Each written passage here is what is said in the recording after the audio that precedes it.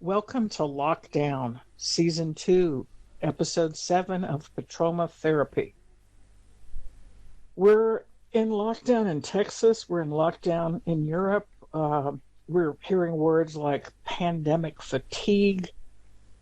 We're feeling tired. The cover shot shows a hospital on the right. I think it was up near Rutgers University. It's an old hospital that might have been a psychiatric ward. The facade I took a picture of, and the cover shot on the left just shows relaxing with some cookies and a cup of coffee during lockdown. So, how do you feel about the whole lockdown and being crazy as the new normal?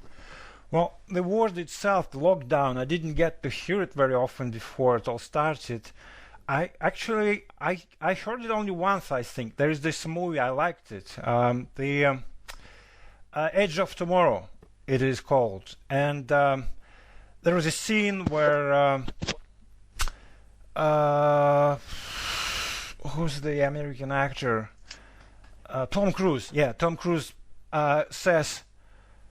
I think he was like a sergeant or some kind of military man, and he wants to have a call to his commanding officer in Washington from England, and the sergeant says to him, "We're like T-minus in our whole base out. We're fixing to invade France, and this whole forward operating base Heathrow is on lockdown." That was like 10 years ago. That was the only one I heard the term lockdown. I thought, damn, that's a military term. Oh.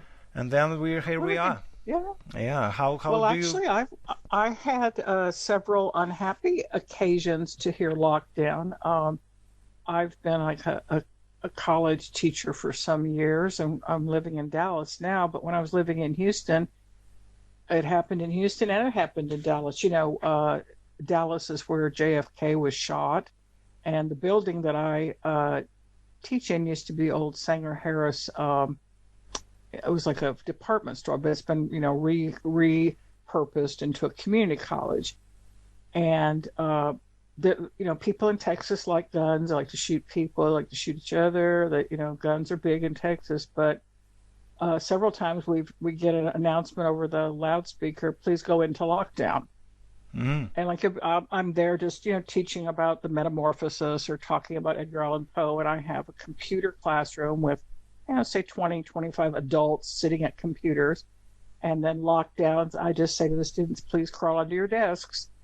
And then they crawl under their desks, and I just stand, and I go to a closet, stand in the closet, and just wait for clearance. So what you do is you lock the door, so if there's a shooter in the hallway, they can't get into your door.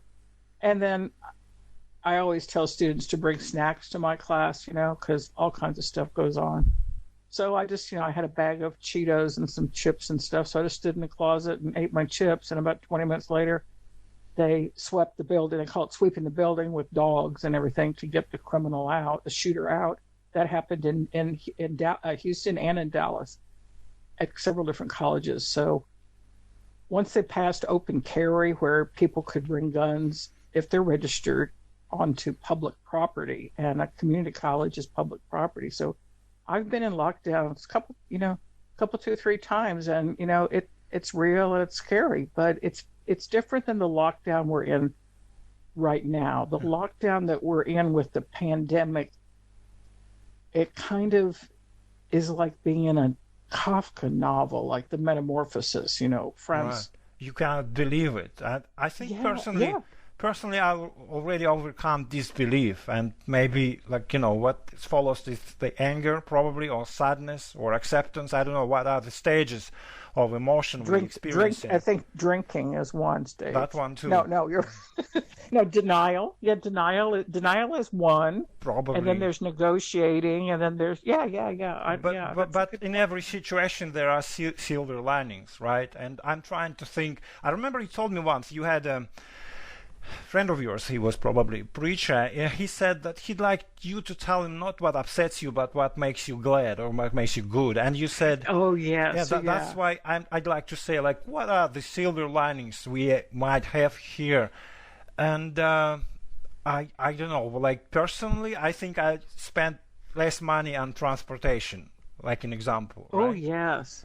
Yeah, I look at my bank account. My bank account looks pretty good because all the bars and clubs are closed and I can't meet anybody for lunch and I can't do anything. So, the only thing I can do is go to the grocery store, buy more coffee, and like cook at home. So I would say part of the silver lining, You know, as you can see in the cover, I've yeah, the seen a cover graph. shot is just like more coffee. Yeah, I've seen a chart or graph they made, and the data showed that there is an increase of homemade recipes, like homemade sweets, homemade pizza and bread. That's exactly what you were saying. Right. So that would be one of the silver linings. Like I enjoy cooking. It's a way to relax. It's a way to unwind. I Yeah. get to pick out really nice vegetables and different things when I go shopping. So, grocery shopping has become something that I look forward to. It's like an activity, and Mhm. I'll think of what I'm going to cook and what spices I need. So, Yeah, I mean, I and would say cooking and eating and drinking and some has taken people on a new proportion. say that the quality time you have with your family, which is like I let me say you that I've seen this statistic that divorce rate is going up, and I personally read some stories, no, some where like the wife tells her husband of like almost 10 years that she wants a divorce, like they only been together for 20 days on lockdown. So I think when they say that quality time with family is silver lining or like some positive things you can look up to, I think that's not entirely correct. Well, I think that there is more pressure on everything. So some people that I thought maybe were my friends have sort of drifted off. And some people who I wasn't sure that I was that close to, I've found that they are, they're pretty close. Can you hear a phone call? No? Okay, well, there's a phone ringing. But anyhow, so the pressure of being at home, pressure of being locked down, puts strain on relationships. So if you're married and have two or three kids, the kids have not been in school, their friends can't come over, little petty arguments, get escalated. So I have a friend who's a family therapist, and she was saying that the number of divorces, requests for family counseling, that it's just really escalated. Yeah, Back to this. Go ahead. my advice, if I were like a family therapist, my advice to the couple would be like stay together but live apart.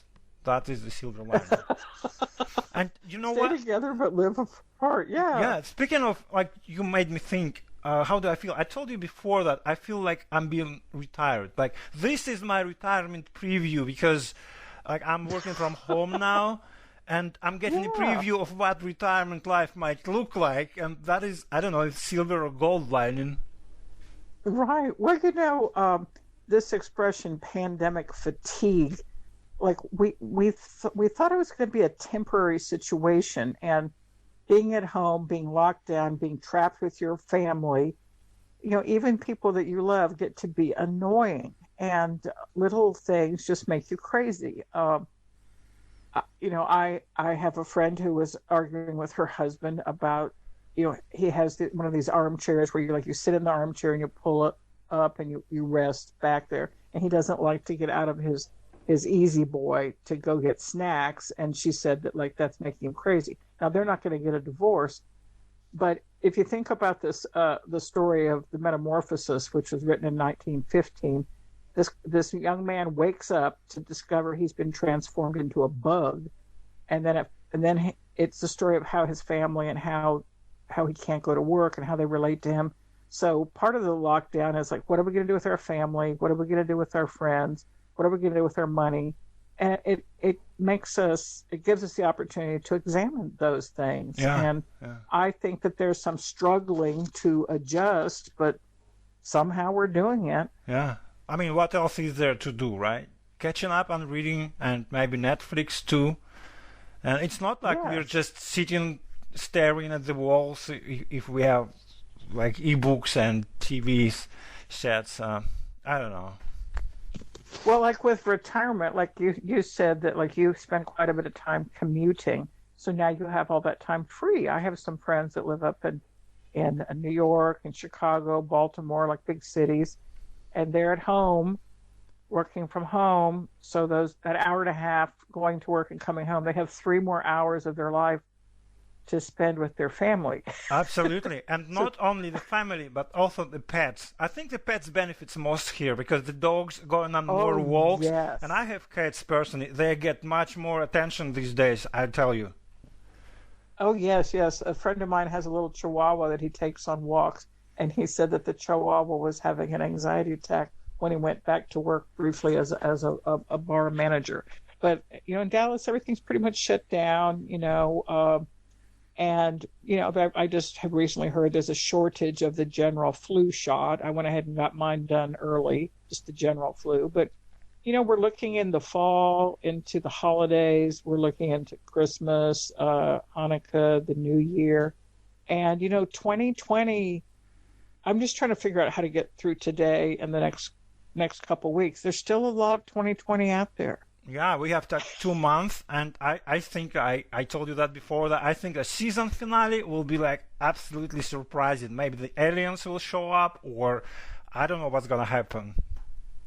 Well, I do have some people that are kind of in. I have some friends that believe that there's been like terrible flooding, and then there's been fires, and then there's been all kinds of crazy stuff on the news, and they believe that we're living in the end times, that the world is going to end soon. And I don't know. I'm still going out to buy groceries, and I'm going to make a turkey sandwich later, and I got a new art magazine, so Yeah. I'm actually feeling pretty good Yeah, in let lockdown. let's hope for the best, and I think we should wrap it up while we still have this hope. That sounds good. Keep hope alive. Okay, we'll see you at next episode. See Bye. ya. Bye.